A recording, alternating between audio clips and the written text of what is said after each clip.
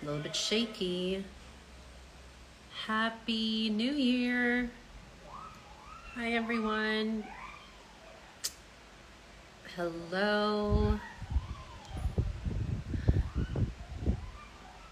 Welcome. Come in. I'm so happy to be here again. Happy New Year. I'm coming on to talk a little bit about my post today. So if you haven't, thank you, Heather. If you haven't yet hopped on to my Instagram and seen the new post that I had written the other day, then we're going to talk a little bit about that.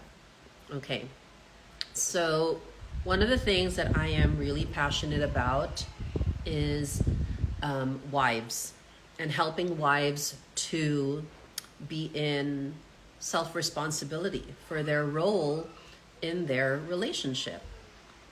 And so I started to write this series the other week called Dear Wife. It's actually a series of posts where I am inviting women to look at the reality of their marriage, specifically if they have been experiencing the ups and downs of marriage. My intention for this series is to help women open up to the masculine. And the masculine doesn't just refer to your husband, but also like this entirety of the masculine. So who God is and how you're held by the masculine that is life itself. Because the life that we live, the experiences that we have, the ideas that we receive, the experiences that we are experiencing, all of those are examples of a masculine container, right? And what I've come to observe, so this is my 11th year being a women's mentor, being a coach.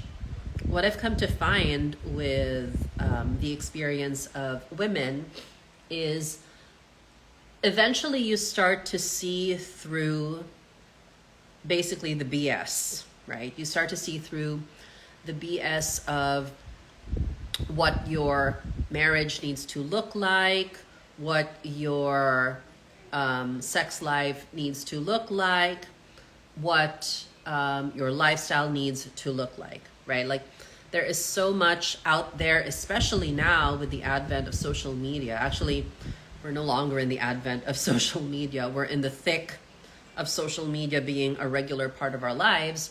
A lot of wives are being initiated.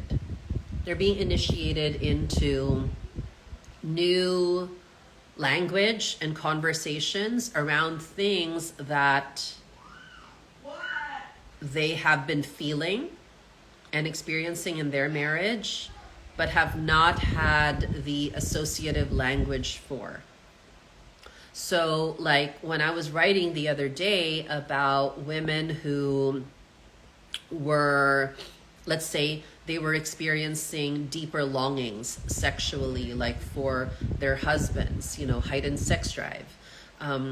But because of their culture, they were made to feel like, like you're not just a sexual being, like you're not just this sexual like woman.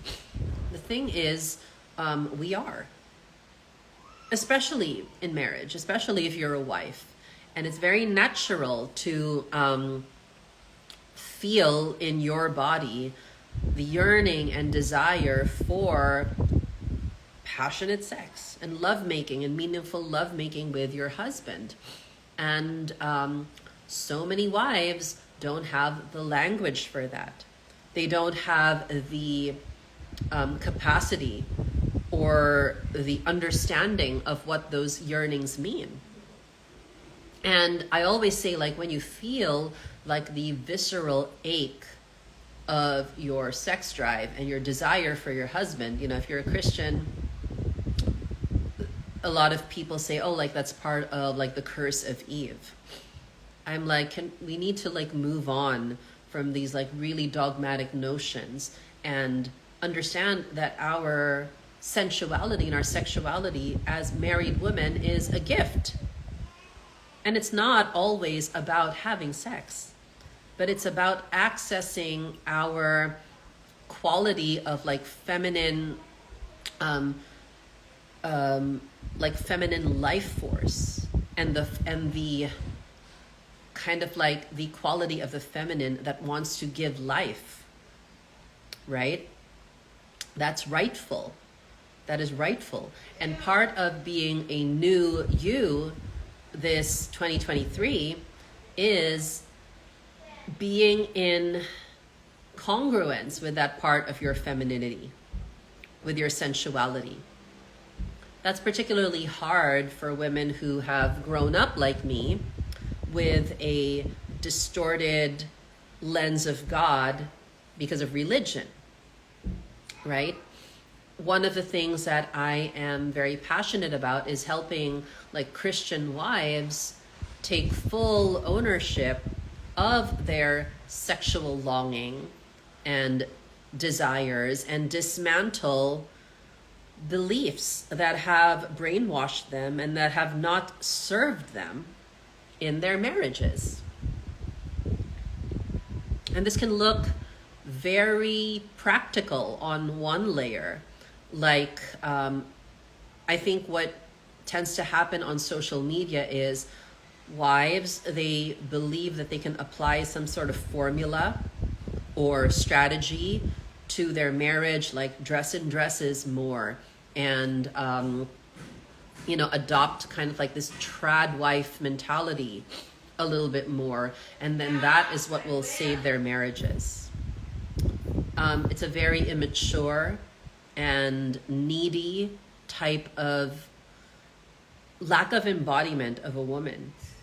I teach women to look beyond the tropes of what femininity looks like and to really go from the depths of their womb and their creational capacity.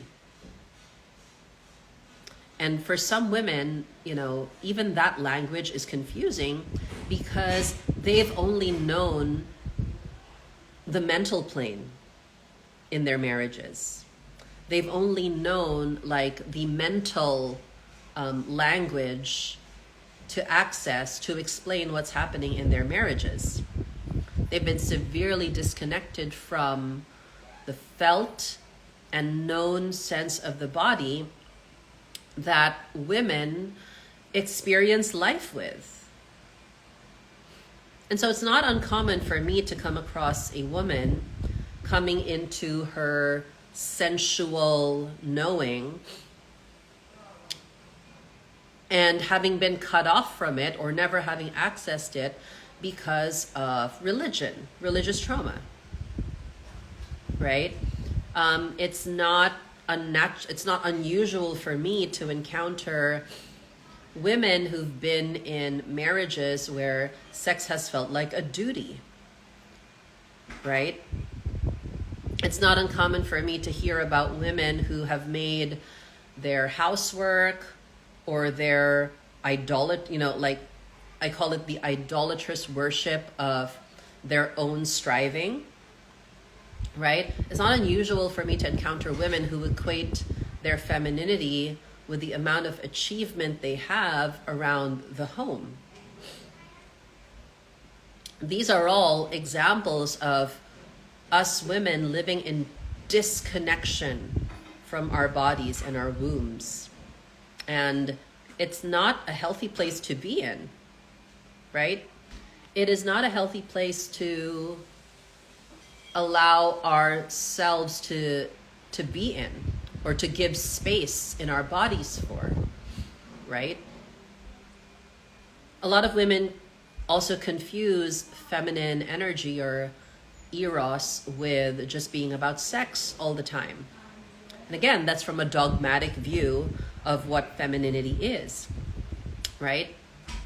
to be in your pleasure, to be in your feminine energy, to be in your feminine essence has nothing to do with religion, but it has everything to do with how you experience yourself as a woman. So, like, what happens to a lot of wives is they don't have access to this. They don't have language to describe the sexual urges and yearnings and increased appetite for pleasure that they have as a wife after years of marriage, or even, surprisingly, at the beginning of marriage, because they've not been given access to that. They've not been given language to it. We grew up in a society that vilified the period, the monthly cycle. We grew up in a society where the programming was women can have it all. We grew up in a society where the programming is, well, if I am, if I am married, then I am better than like all the other women out there. So we come from a lot of borrowed paradigms that aren't really our own. And that is actually what keeps us from our true femininity, our true feminine design. And so, like, for this year, 2022, what I am or have come up with is actually a beautiful masterclass, a self-paced course that I am launching at the end of this week, called Be in Your Whole Feminine, Not Just Femininity as a Woman. So this is about an hour and 20-minute class on what it means to be a feminine woman versus a woman who is just in a cultural, religious, or societal brand of femininity. And this is where a lot of women unconsciously, the brands of femininity that we see out there, they are unconsciously putting women in a state of fight or flight, of not feeling like they are worthy, of feeling that they are missing the mark on something. And, it doesn't matter to me how a woman chooses to apply an aesthetic to her feminine expression, but what's important is where it's coming from. Because a lot of women, they try to apply femininity to themselves, but it's actually from a place of not knowing who they are. And so it becomes performative. To be truly feminine is, in my favorite expression of it, is to be connected to the vine that is God, and to be expressed like the branches extending from that vine. Like, for me, being in the truest feminine expression is being so connected to God that I am in my feminine eros, which has nothing to do with the sexual act, because sex is not just intercourse, ladies, okay? But really being connected to the fruitfulness and fecundity of being a branch that is rooted in the vine that is God. Like, that is it. That is if you want to accomplish femininity, that is it. To be connected to the vine that is God, that is Father, that is the Creator, that is Source, that is life, that is the way. And then everything added on top of that is a pure expression of how you see yourself connected to the vine. When your femininity is an expression of that, you won't have these episodes of, am I doing enough? Am I feminine enough? Am I expressing femininity in the correct way? That's a huge one.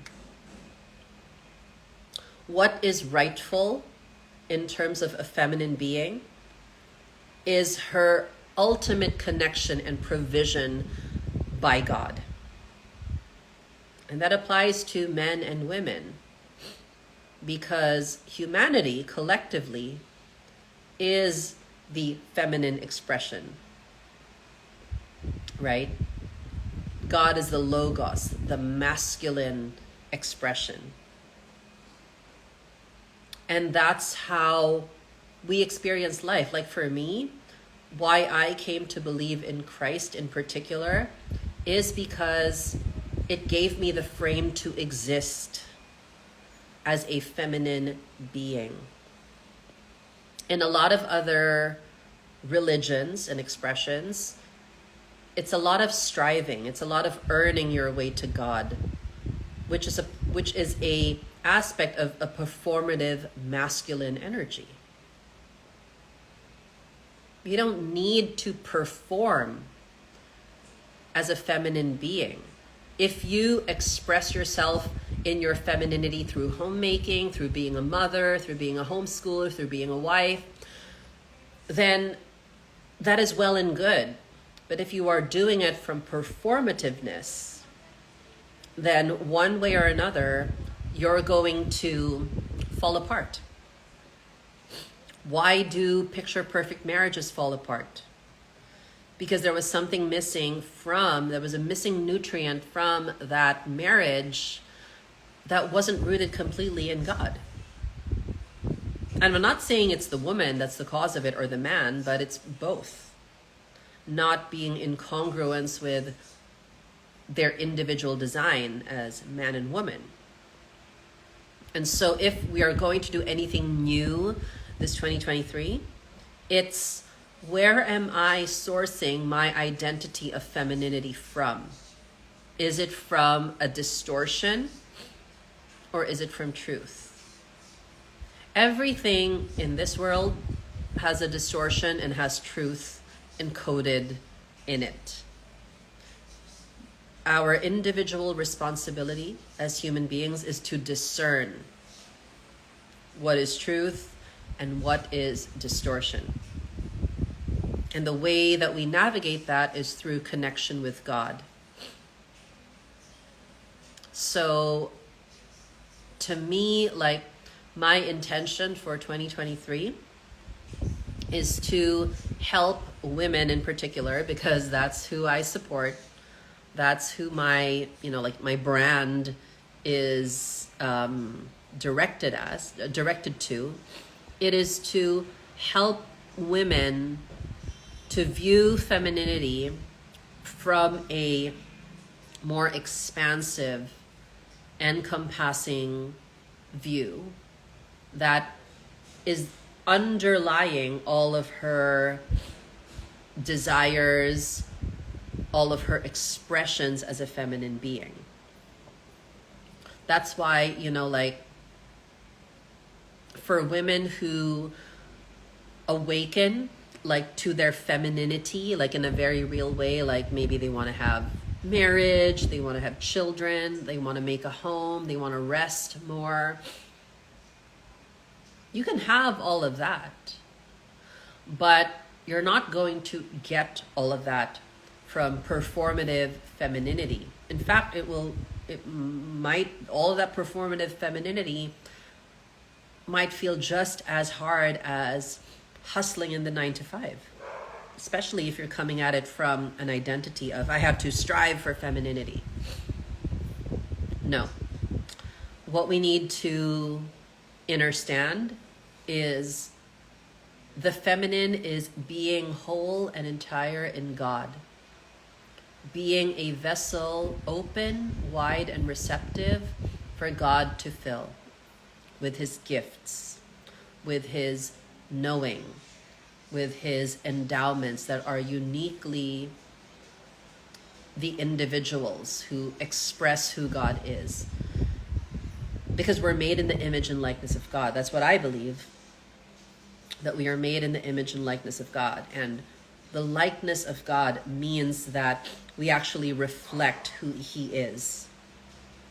And that is what the feminine is. Just as the moon reflects the light of the sun, the feminine reflects who God is, right? And that is an embodiment of being in your feminine versus just performative femininity, which is It can screw you up if you're doing it from an achievement standpoint. Okay, so less trying to achieve femininity through these external factors, more embodying our feminine being and radiance and provision being provided for. Less performative femininity that's all about, the right aesthetic, or, like language that's just put on, enforced. More embodiment of true feminine graciousness, gentleness, kindness, compassion, gratitude.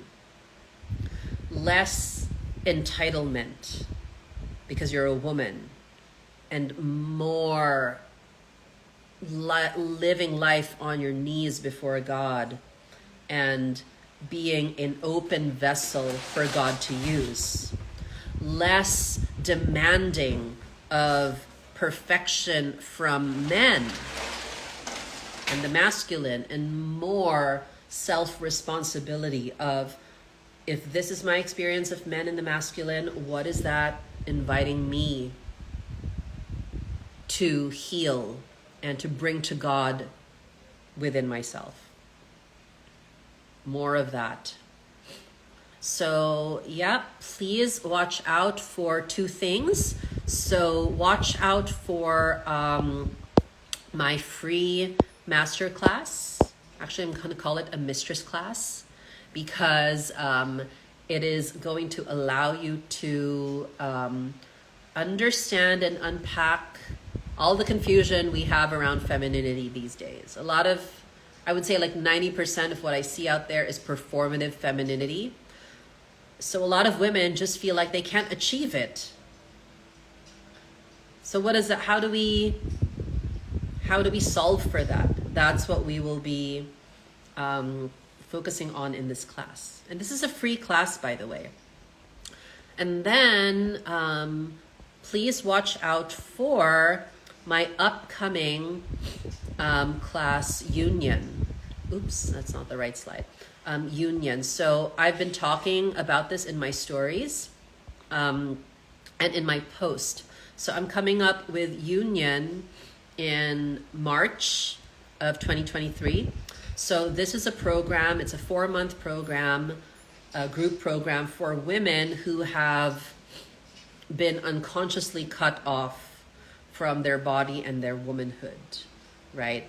And this particular series of Union is open to wives, right? Wives, because the direction for me, I ran Union last year for women of all ages and statuses, but the direction this year is to help wives, like, disengage from performative femininity and embody like true feminine beingness rooted in God.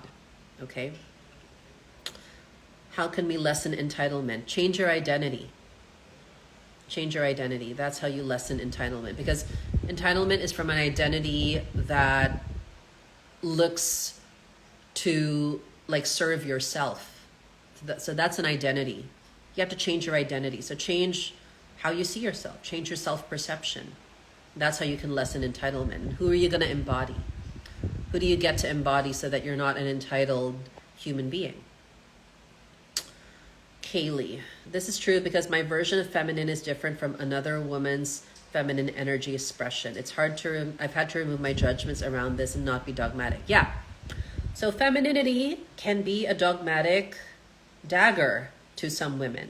I see this all the time, like women who believe that you can just put on femininity, like a jacket or an outfit, and it's just, that's when it becomes dogmatic, right? Because like I'm a very like feminine expressed woman in my view, right? Because I'm, I do all the feminine-y things, like I stay at home, like I have children, I homeschool them, I cook our meals, and all the things, But those can end up performative if I make those things my identity. Because I'm actually also a businesswoman, but I run my business from my feminine nature. Very different from how a man might run his business. Sometimes my business is on, sometimes it's off, right? So my feminine expression to a woman who is in a dogmatic femininity and says, oh, like women shouldn't be handling like money, like they shouldn't be making money, they shouldn't be like earning money because it puts them in their masculine. Maybe it puts you in your masculine, but for me, to be able to be feminine and paid is actually a very feminine expression because I am always receiving. And I'm adding value by holding space for women, doing what I love and receiving from what I enjoy doing. Right? So I always like offer that to women. Like, am I really in my masculine? How do I get my emotional needs met when he isn't available due to his job? So if you're making your husband or your man your source for emotional containment, then you have to meet your needs yourself. Like I always tell women this, like I was just on a call with my program for women who are in courtship. And I was like saying, like, stop desiring marriage because you think it's going to make you happier. Like there's no deeper loneliness than to be married and to be disconnected from your own husband. This is what I tell women. I'm like, stop making an idol of your husband. He is not going to meet your emotional needs as, like perfectly because he has to go to work. It's like these women who text their husbands like all day and not understanding that the masculine experiences time very differently from us. A man's time is coded with difficulty. He's not texting you because he's at work, because that's how the masculine experiences time. Like, I need to make efficient use of my time so that when I go home to my wife, she has my full attention. What would you rather have? Would you rather have piecemeal attention from your husband? Like he'll text you after every text you send him? Or he'll come home and he'll be fully in your presence, in your realm of experience. And this is why I'm running this program, Union, because a lot of wives misunderstand this about the masculine perception of time. Like literally when they're in the office or when they're at work, they are not thinking of you. They are at the back of their minds, like he loves you, but when they're at work, like let them be at work, ladies. Because there's nothing worse to a man than a wife who's like texting him like all day, not letting him concentrate on work. Would you rather have piecemeal attention from your husband or whole attention? So you need to change that. You need to change how you're seeing him as being the only way to meet your emotional needs. And this is why I preach on feminine embodiment and feminine eros. Because if you are making a man the source of your emotional containment, human beings are imperfect. But if you know how to respect how the masculine experiences time, and then you are able to resource your time and space at home for what you require, then you can meet your man at the end of the day in fullness and fruitfulness. There's nothing more irritating to a man than a contentious wife who says, hey, you've been away for 9 hours of the day. What about my emotional needs? Your man wants to come home to peace, to a woman who will soften him and taking him from his mental plane and back into his body. Okay? So take care of your emotional needs yourself. And then when he's there, you can exchange like emotions and feelings in full rightfulness of his presence. Because the more you marinate in this idea that he's not meeting me, he's not texting me, he's away for 9 hours every day working, you're not honoring how the masculine experiences time. And you're depleting your own resourcefulness as a woman. How do I feel relaxed and devoted to him when he complains about everything? Okay, so again, same response to the previous question, okay? He's complaining because for him, that's his experience of life. That's not your experience of life, right? You can speak life into your man by allowing him. So maybe he's complaining because he feels like he can't complain to anyone else at work. And he finds you kind of like a safe space for him to be able to do that. But you can also communicate to him how it makes you feel. Like, babe, I know that you're having a hard time at work, but when you're complaining to me all the time, I feel tired. It makes me feel so tired, and I want to love you and take care of you in the best way. But when you complain to me, I feel like I'm taking on the tiredness, right? Yeah. Sometimes we do not understand how the masculine experiences difficulty.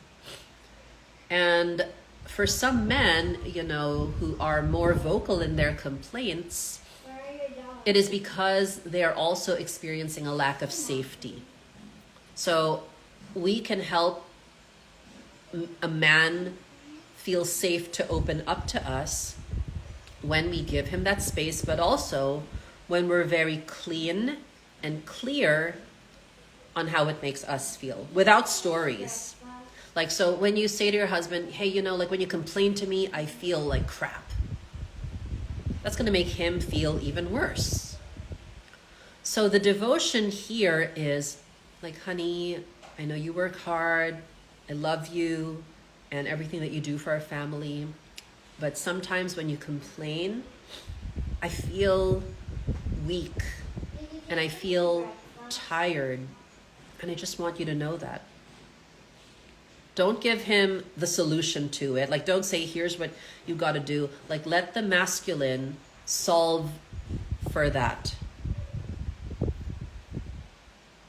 So in my life, what that looks like is sometimes my husband is stressed.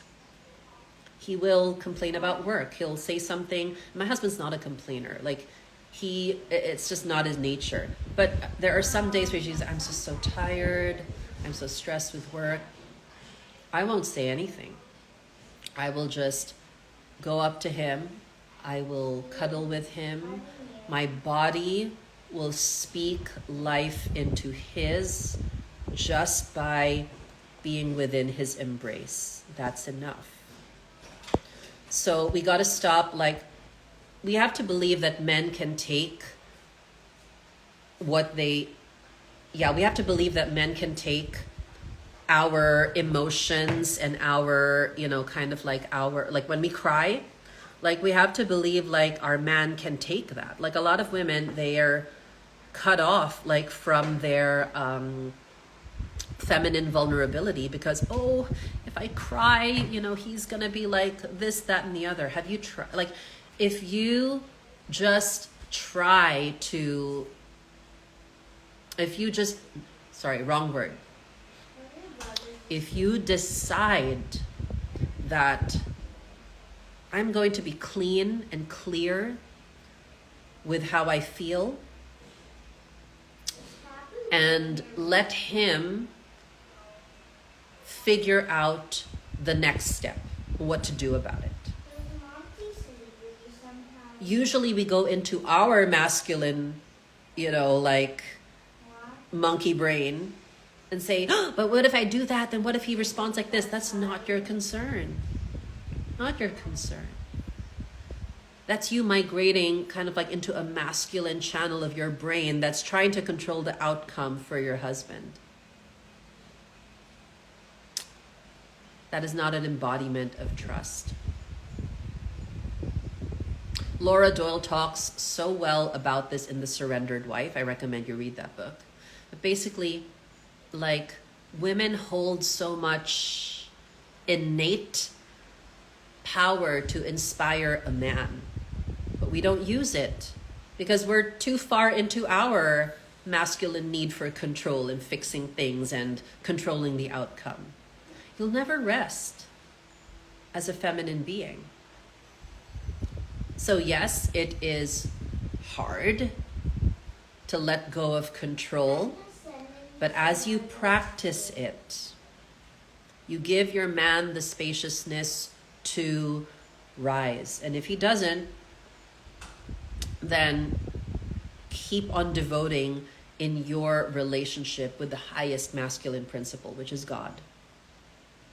Don't make your man, don't put the onus of your emotional stability on your man alone. Take responsibility for the safety, the self-holding that you need to cultivate within yourself. And there are people who can help you do that. You're welcome. Okay, so thank you, ladies, for your questions, although I wasn't planning on taking any, but those were really good ones that were in connection to this live. So I'm going to save this. Remember to watch out for the free masterclass. So I believe we're ready to drop that on Friday. So if you've ever been confused, like what it really means to be in your feminine, it's a free class. All you need to do is to agree to sign up to receive emails from me. Okay? And next is union. So for those of you who are married, I highly, highly suggest that you consider union, which is coming up in March. And on Friday, we'll also be dropping the info on how you can join that. Dee, the author of The Surrendered Wife, is Laura Doyle. Okay. So thank you, ladies. Have a wonderful evening. I'm so excited to bring you the free masterclass and to help you, support you even more in 2023 in your love and living from the feminine. Take care, everybody, and Happy New Year. Bye.